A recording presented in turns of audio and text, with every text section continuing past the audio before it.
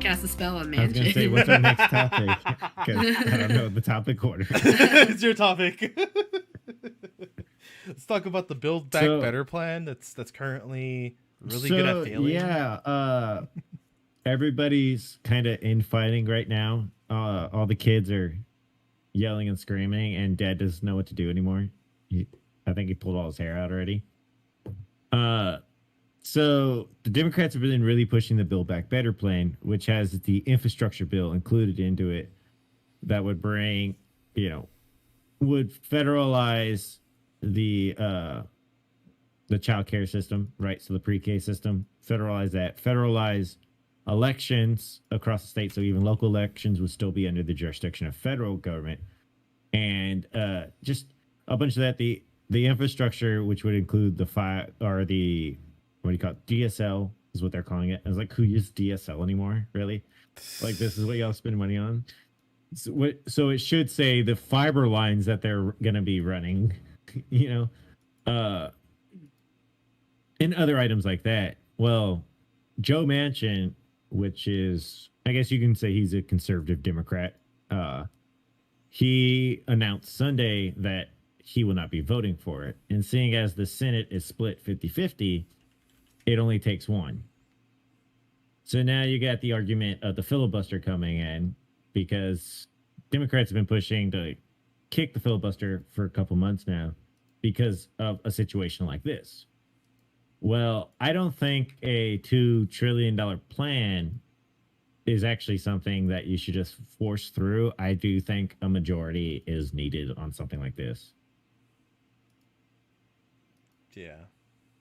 So now everybody's really upset because the younger progressive Democrats, they were really pushing to do 2 separate bills, even 3 separate bills. They wanted these bills separated into 3. But the older Democrats said it's more likely to pass if you shove it all into one 4,500-page document and you give people 2 hours to read it. That's why we need to get those dinosaurs out of there.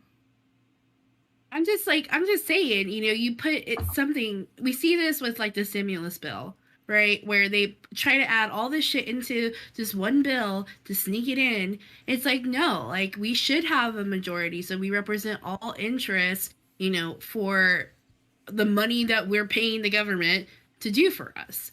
I do think it was like a little shady, like how he did it. Apparently he gave the White House like a 30-minute heads up before he went on Fox News to talk about his viewpoints. And I think his staffers sent the memo to the White House. But in turn, the White House treated it like a child, in my opinion. Like just the way that it was like they were betrayed almost. And it didn't sit right with me. Like, and Manchin had said like, oh, well, you can't just bully somebody and beat them up until, they agree with you. Like, I kind of get that. I kind of see where he's coming from there. I will say that he does have a personal stake in the coal industry, and I know that this bill does have a lot of like clean energy. It would have the electric charge network that they wanted to build. It was included, but even then, I mean, he's from West Virginia. What is the prime export of West Virginia? Coal. From West Virginia. So it's coal. I mean, they're coal miners. That's a big coal industry in the United States, and it's one of our only areas of clean coal. So, I mean, I could see where you're coming at with that being, Wait, what's clean coal? Clean coal just means that it has less, so it's more pure carbon in it versus having like the other gases, right? Dirty gases. Okay.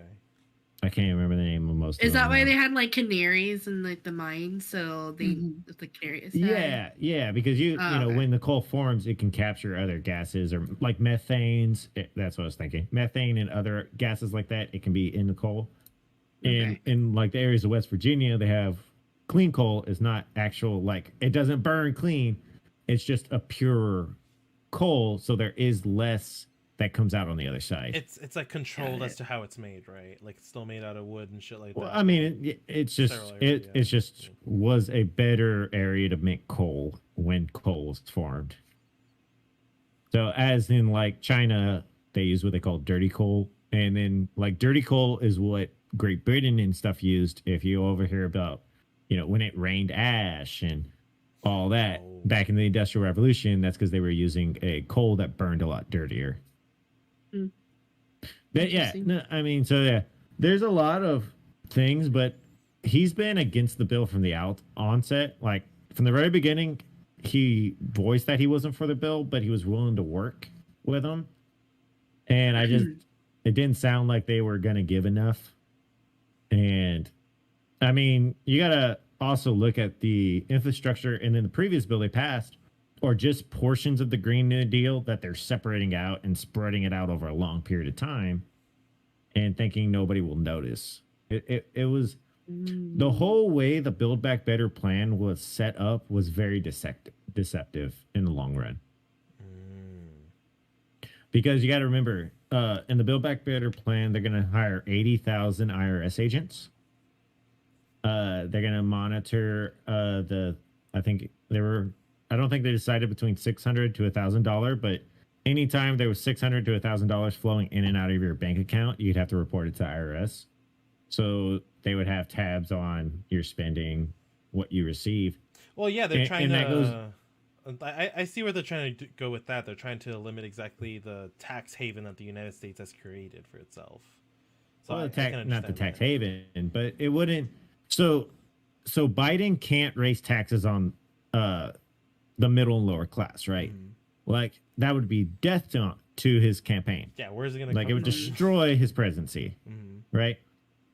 But if he has inflation rise a little bit and you pay more in sales taxes and other taxes on regular, and then the IRS knows exactly if you build a website for somebody and somebody gives you $500, well, now they know how'd you get that $500? Well, now you have to report how you got it.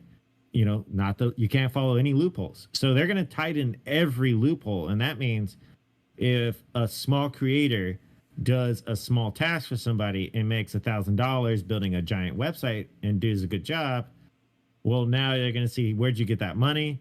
Now they're 1099ing you, and now you got to pay taxes on that money you got. So it's not that they'll ever raise the taxes, and they're going to make it so hard for you to avoid their taxes that they're going to get every cent they can out of you. And that's how the Build Back Better plan was structured around, right? And I mean, just like Elon Musk has got tired of all the crap that the very progressive Democrats have been giving him. So he's like, I don't know if y'all saw it today, but he was like, hey, just so you know, I'm going to pay like $11 billion in taxes, just so everybody knows. Tired of the flack. Hey, whatever happened to Elon's proposition to end world hunger or whatever it was? So he made it very clear. And so since they were being held accountable for the money they would spend, they declined the money. Of course they did. Fucking assholes.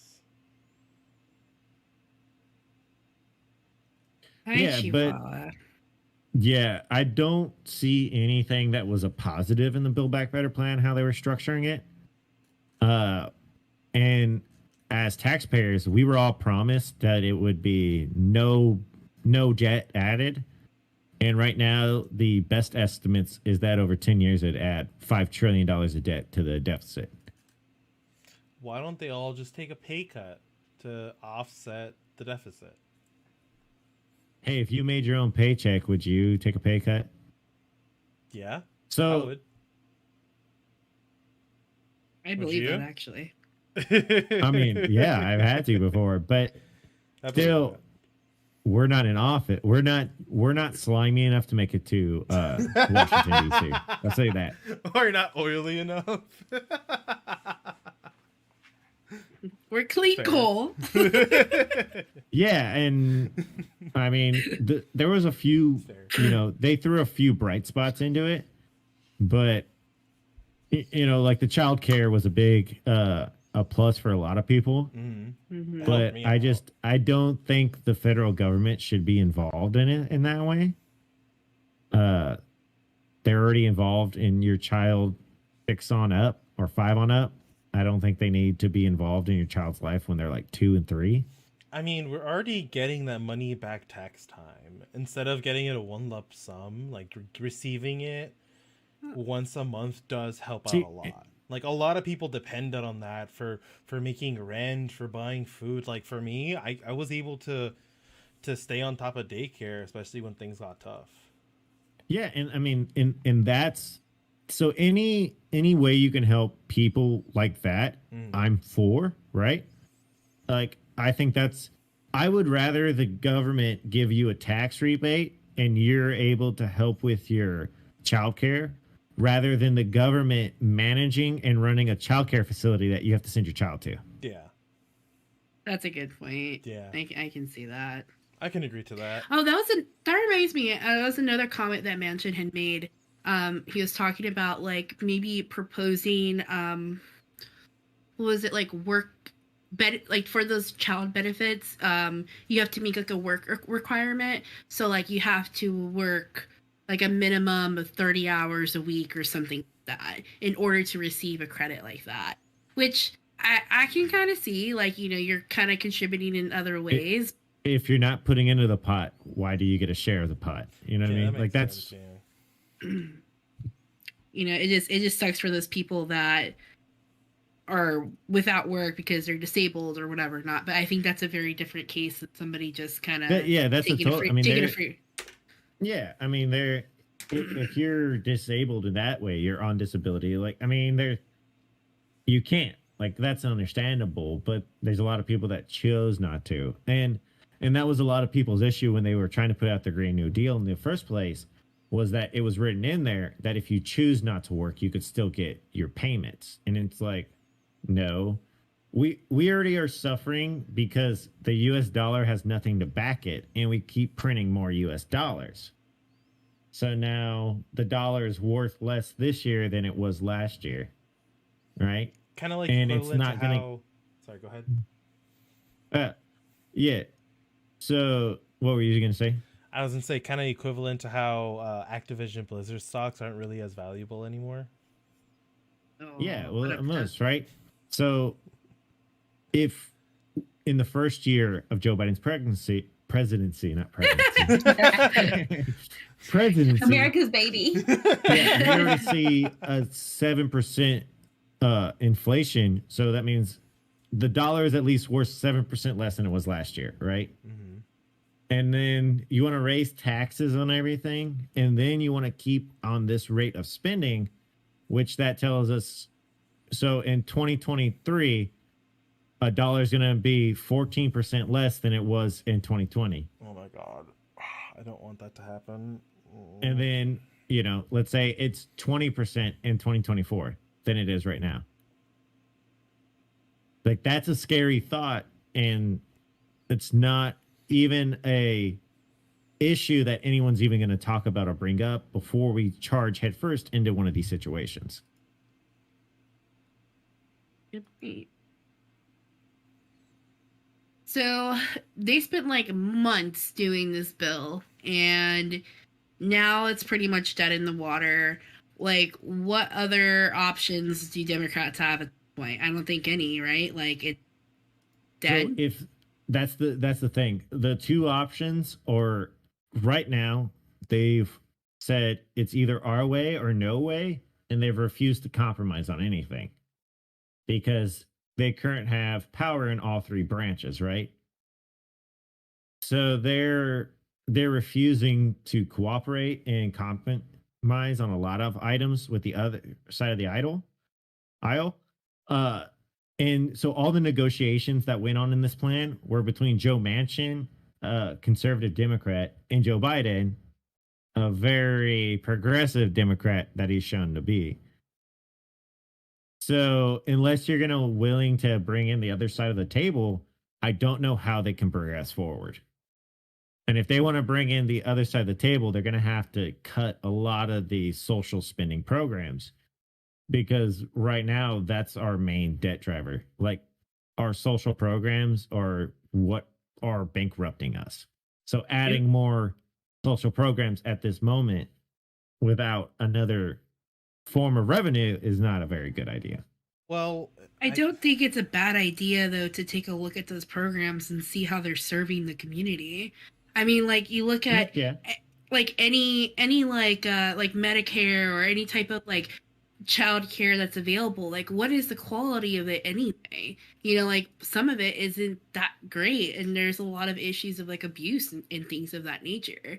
So like maybe those programs need to be revamped in some area, but squashing all of that into one and trying to pass it through, like I agree, those need to be separate itemized issues to get through legislation.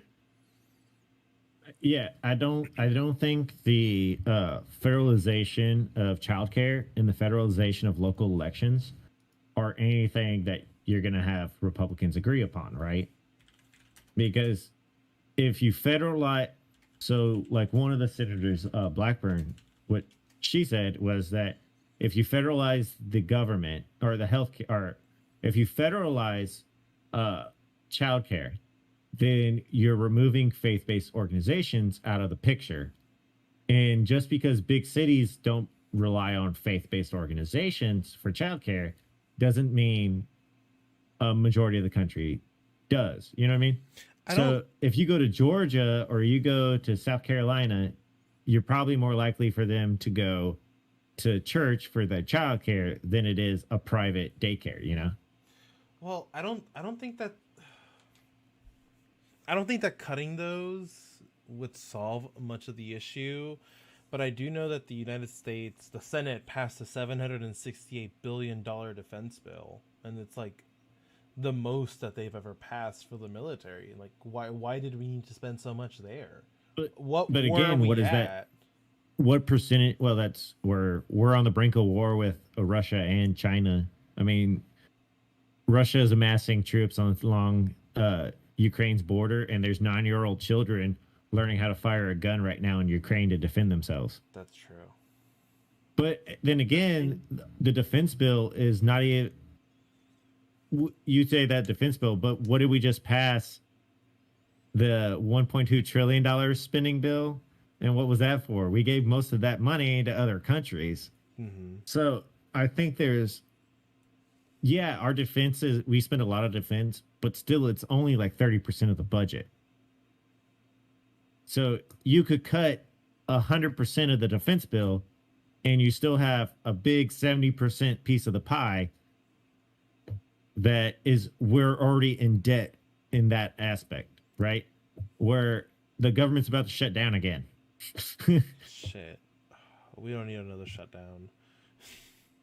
I mean, right now we're already on the path to yearly shutdowns because we don't have enough money to fund the federal government for a whole year. I'm just like, I'm so fucking fed up of being on the brink of fucking total collapse all the time. Like, It's just like a feeling of impending doom because people can't get it together. And these are elected people that are supposed to serve us, the people. It just pisses me off to no fucking end. Not serve their personal interests. And that's the thing. If I was just be left alone a little bit, right? It's like this year alone, the repeal of the tax era or the Trump era tax cuts, right? Like I've already felt that in my tax bracket, right? Where I'm at. Like my taxes went up. I used to make enough last year at this time. I made enough on a check to make my house payment in one check. Now it takes two. And that's like, if they just stop taxing us, I think we would be in so much better, right? My money, give it back. I worked for it. Yeah, pretty fucking much. When I look at over $200 a week going out of taxes to the federal government, it's like it hurts. It does hurt. And that's what's so fucked is they already know how much we need to pay in taxes. So they're like, here, do you want to pay the most you can pay or do you want to pay the least you can pay? oh, cool, if you pay the most, here's a refund. But if you pay the least, oh, well, you owe us. It's like, wait a minute. That doesn't make any sense. You know how much I'm supposed to pay. I don't know how much I'm supposed to pay. Why don't I know how much I'm supposed to pay, right?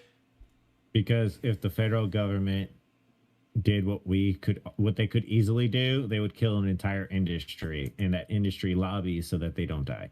Yeah. Good. That's where we're at. Yeah. With that Thank fight. you, that's literally the only thing TurboTax. holding it. Yeah. Thank you, H&R Block. Yep. H&R Black, TurboTax, all of them. They all spend Are- millions of dollars a year just to keep Jackson their industry Hewitt. alive. Flipping you the bird right now. That's why I use Tax Act. I've actually used TurboTax every year I file taxes, and last year I learned about that, and this year I'm like, fuck all y'all, I am not going through you. But I think it's a lot of it's protection, because just like Puzzled was saying, like, you know, I use the services because if I mess up, like, you know, like they guided me, they'll have to help me get through it. And doing it by yourself is just so crazy and daunting. Well, you basically have to do it by CPA. yourself properly. You have to have a CPA. Exactly. Yeah. And it costs more than TurboTax, $50. Well, that wraps up another great episode, and don't forget to join our amazing and supportive community on Discord. In our Discord, you can find game nights, watch parties, food picks, Dungeons and Dragons, and more. What's not to love about that? We have a little something for everyone. Head over to our website, officialmillennials.com, and you'll find more info, especially our featured gamer of the week. Speaking of something for everyone, we have a book club. We read a book almost every month and talk through it together. We also have a special perk for our subs to discuss other books in a series called Chapter 2. Don't forget to swing by YouTube and drop us a follow at Official Millennials. You can also find us on Twitter at MillsOfficial. We appreciate all the support, and y'all have a good one.